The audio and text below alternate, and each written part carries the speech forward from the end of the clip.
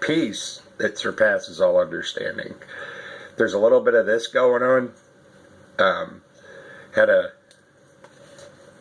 bit of a humorous talk with a friend yesterday, and we were discussing this versus this.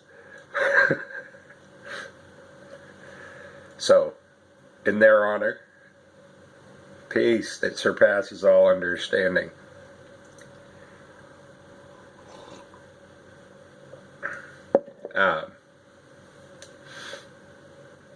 Painful truths or pleasant lies. And to say these things out loud. Of course, I'm saying these things. I'm recording them, and there may be benefit or identification on your part, the viewer. Welcome. Welcome. Truly, welcome. It's for my benefit and my growth. A deeper self-awareness of who I am. Who are you, Scott? Or who are you? Dick and Jane. John and Mary. Who are you?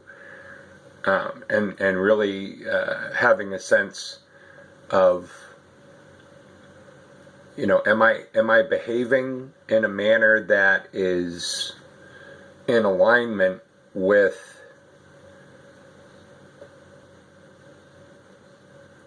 my true essence, with who I am. And I mentioned in yesterday's share, that I'm making, I'm going on a trip. I'm going on a trip down to Bermuda, down to the Caribbean, at the end of the month, and those, the truth, painful truths or pleasant lies.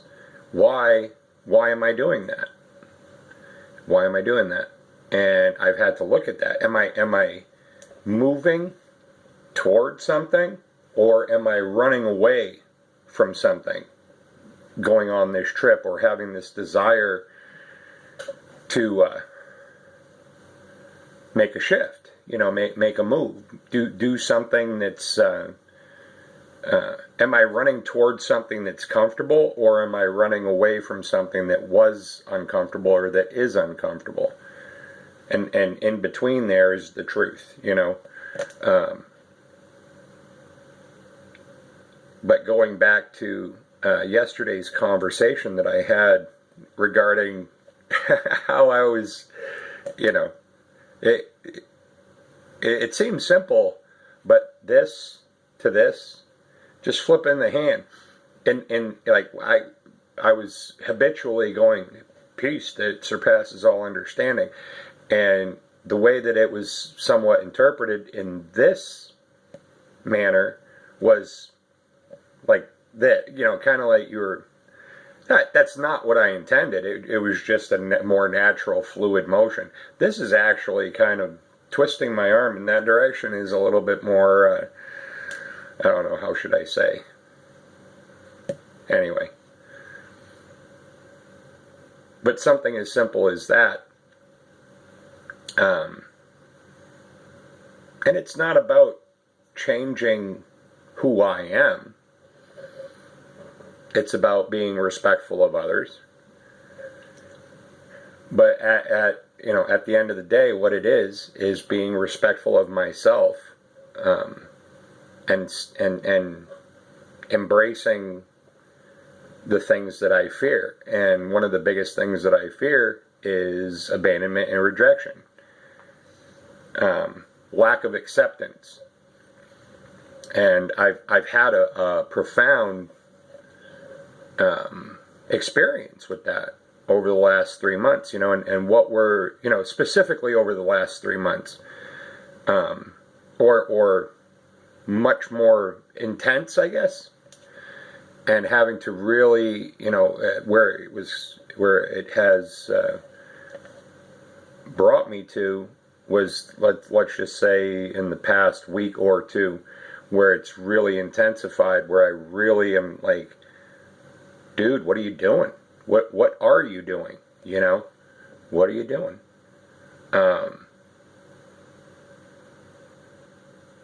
There are positive motives and intentions, and some that are lingering. And it's hard to look at that shit, man. It's these behaviors that that I've demonstrated collectively. Not, there's been specific times. There's been times where I've focused in on one particular person, place, or thing, and then there's other times where it's a lot more broad sweeping. And going back to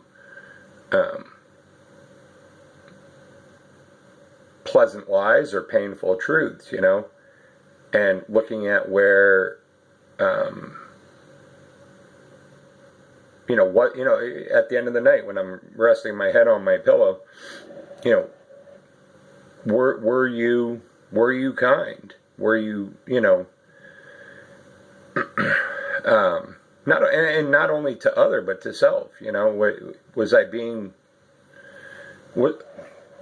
was I being kind to self, or was I dishonoring myself from a place of fear, doubt, and insecurity, the fear of abandonment or rejection, and why was I behaving in other ways, to seek approval and acceptance, excuse me. Normally I would have washed my face and gotten the sleep out of my eyes, but so be it.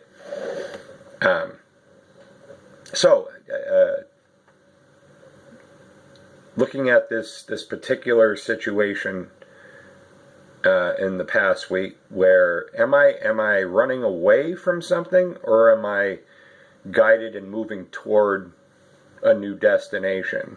There's a new experience in my field, and the last 3 months, let's just say, has been definitely a learning experience. There are a lot of positive stuff. Definitely a lot of positive stuff. I've had some, like self-reflective and like, wow, look at that. But there's also been some, and I'm going to use my own language. Triggers. Triggers is the word that, there's been triggers. That's language that I'm comfortable with. I'm not going to, I'm going to get out of the habit or practice of adopting other people's. This is me being me.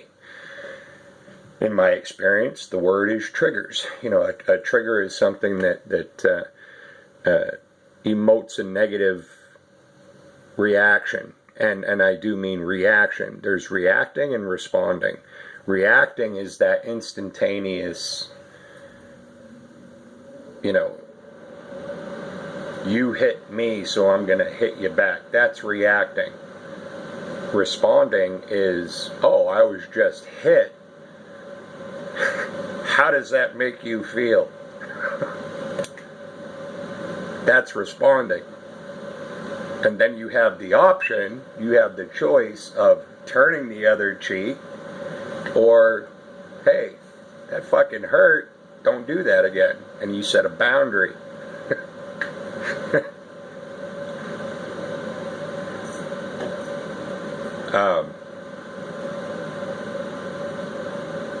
Right in the moment I'm feeling like I'm feeling guided toward sharing a bit more about my, like, starting up, doing YouTube videos, having the channel, whatever.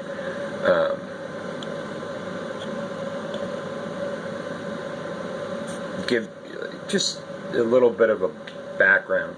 Last November, my entire life, I was kind of, I was always scratching, itching at the surface for better understanding answers, asking a lot of questions. Not, and a lot of those questions were outward. I was asking other people, or I was reading in books. And there is a book that I read very recently, the last book I read. I'm going to reread that, but from a place of different eyes. And I think it's very important that I do so, because I feel that initial read, I feel was affected negatively by a lot of my own junk. I wasn't reading it with truly clear, open eyes. So I'm going to reread that, the most recent book that I read, and see if I can whittle out, and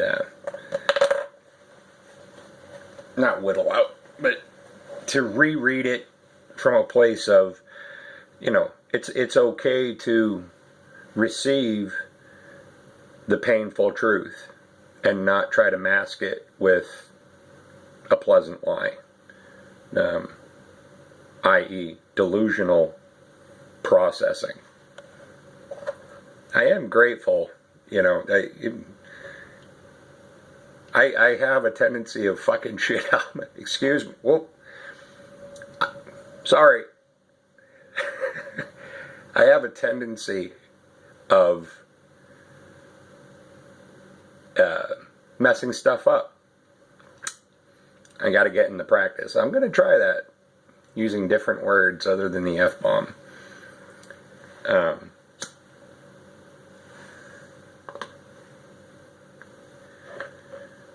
The cigarettes, on the other hand, are going to linger for a while yet, anyway. But anyway, going back to that, I'm going to reread the book and see if I can perceive it from a different standpoint without external influences. Just read the book. And looking at this trip that I have planned. Now, I can only use my own experience when I say I moved to Maine in 1995. So that's 25 years ago. However, I had been coming here with my former wife. Her parents had a home in Ogunquit, Maine, which is 2 towns up, 2 towns farther north. Beautiful place, by the way. But I remember vividly, the very first time, so this was probably 1987, 88, 89, whatever, we my former wife and I were in an established relationship. I don't know, and let's go on vacation. We're gonna go to Maine and stay at my parents' place. And I remember that experience vividly. Like pulling into town and going around corners and walking down to the beach, and there's a beach walk called Marginal Way, etc., etc. And I remember having these like, whoa, Like, it was almost as if every time I walked around a corner, I recognized where I was, almost as if I'd been there before. It was freaky. It was like deja vu next level. It was cool. And and we eventually moved here in 1995, and I've been here for 25 years. And I've had a lot of amazing, wonderful experiences here. And I've had some very deeply, deeply, deeply painful experiences here, as one would, traversing their life, Got sober here, wonderful thing. Got married and divorced here, beautiful and painful thing, Had a lot of experiences here. Yet there's a feeling or a sense of being in Maine, continuing on in Maine. I can see where this place, a lot of the things that I encountered coming here, no matter how powerfully I felt drawn, a lot of those experiences that I had being drawn here, I was drawn here by other. For instance, to go right back to the very first time, why did I come to Maine? Because of my former wife. Now, I look at the Caribbean. Why did I go to the Caribbean in the first place? And we just glitched out. Always give it a moment. So now my speech is probably skewed. But,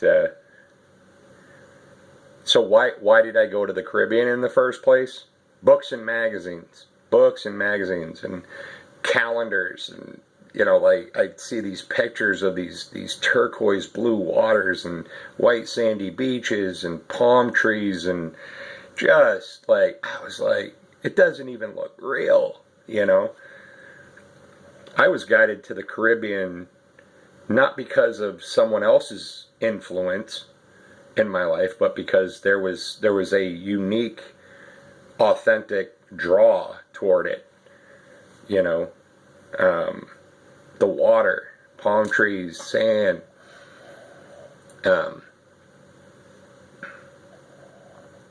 I suppose what I'm getting at is that the experiences that I've had in Maine, and I used this term the other day in one of my shares, that it's like school's out. You've experienced all you're going to experience here. You've learned all you're going to learn here. Not that there isn't more going on, but the bulk of what you came here for is pretty much done. And in order to continue on, and it may seem to some people, oh, he's moving to the Caribbean. No. I'm moving down the street. I'm moving to a different state. I'm leaving a job and getting a new one. From my perception, it just may simply seem like a wow move. Well, yeah, it is. It is. It's a again, to use my own words or language that I'm familiar with, it's bucket list stuff, and I have no intention, no solid intention that I'm going to go to the Caribbean, Bermuda, or wherever I find. This is an investigative trip. What is available? What's going on down there? is there opportunity to move down there? You know, I'm not just packing up my house and like, I'm out of here, I quit. You know, no. This is something that I've considered for years, and anybody who knows me on a personal level knows knows my affinity for palm trees, white sand, turquoise waters.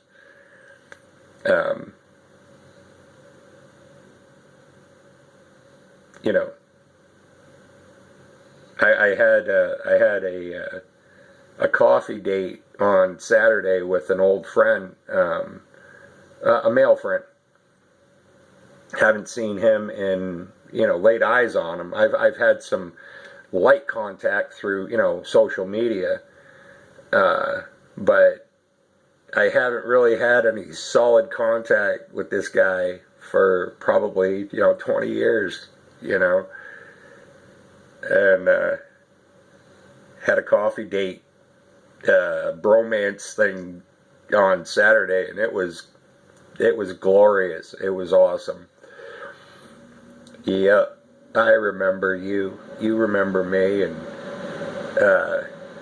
shared some stories, and he was available to me at a time when I was getting sober back in 2001, and you know, what I would refer to as my very first sponsor, and it was an awesome exchange, you know, for both of us. You know, it was really nice to catch up, and you know, strangely enough, you know, we attract people into our lives that you know, for lessons or blessings, you know, and you know, he's been a bit of both. You know, he's been you know, lessons and blessings, you know, positive, uplifting stuff, and reflective stuff that was maybe not comfortable, you know. Well, definitely wasn't comfortable, but it was necessary. And you know, so fast, you know, that was 2001-ish to 2005-ish. We had this coffee date, did some catching up, and we've decided that based on where we're both at, you know, we're going to make a regular thing out of this, you know, and I'm very grateful. You know, it was really awesome to reconnect, and strangely, we are very we've perhaps at, you know, we have different viewpoints, but we're actually at a very similar place in our journeys, you know, and it was nice to have the confirmation. Not all easy stuff, but to have that confirmation that there was a reason that he and I connected way back then. And, you know, 20 years later, you know, the connection was always there, but now it's on a different level, and it's on an awesome level. So the painful, the pleasant lie is that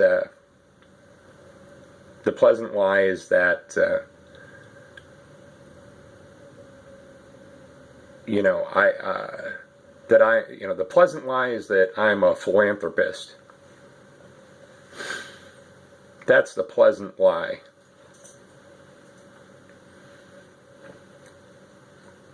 It caters to my sense of worth and squashes those feelings of rejection and abandonment. When in fact, the feelings of rejection and abandonment are the things that I really need to be looking at.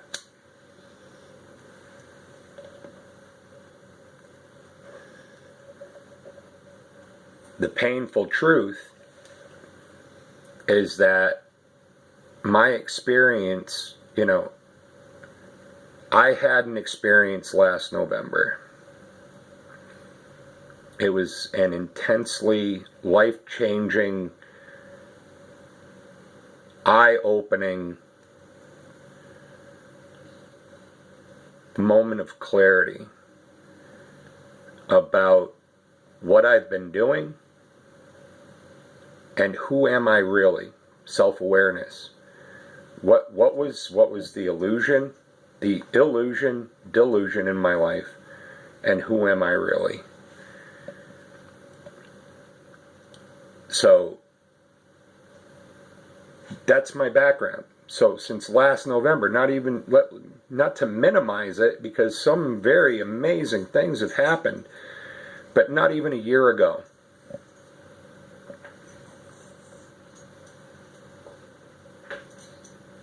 and I'm learning,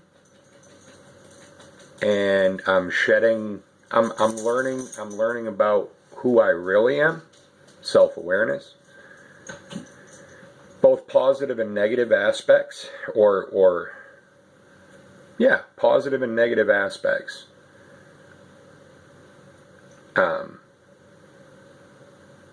I.e., generosity and benevolence versus egoic, selfish philanthropy.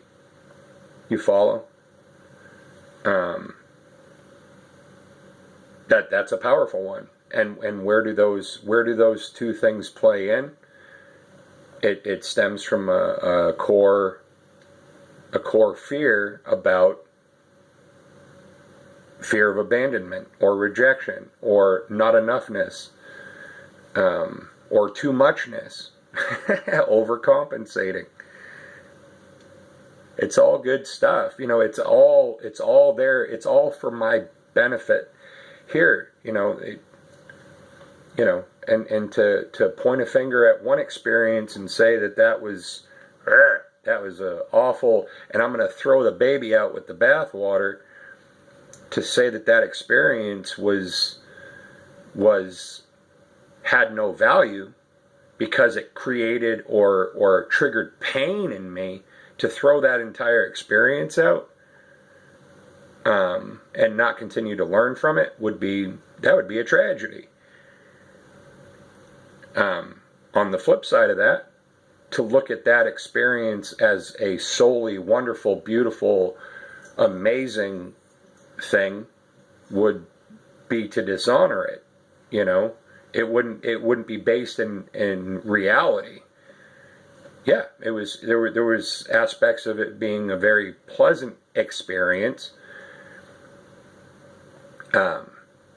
There's polarities in virtually everything. And the humor that I find frequently, I get prompted. I'm a Libra. The scales, I always got to look at both sides. Always got to look at both sides. Always got to look at both sides. And for somebody who, for another to have an exchange or an engagement with another, it can be quite frustrating for other, waiting for me to, process all the information and see both sides and whatever. It's really kind of funny. I find humor in it. So, painful truths or pleasant lies. My experience on this trip down to Bermuda, I may continue to feel guided to want to make the move, or I may be guided, from Bermuda. Well, maybe Bermuda's not the place, or whatever. Anywhere I go, I'm taking me with me. So that's the given right there. I don't have any expectation that living in a different place is going to change me, but living in a different place will give me a different viewpoint, it's going to provide me with new and different experiences, with people, places, and things. I fully expect that there will be pain. I expect that there will be pleasure. I expect that there will be a vast array of every single kind of life experience, no matter where I live. Simply stated, I have felt guided toward the Caribbean for a great many years. Great many years.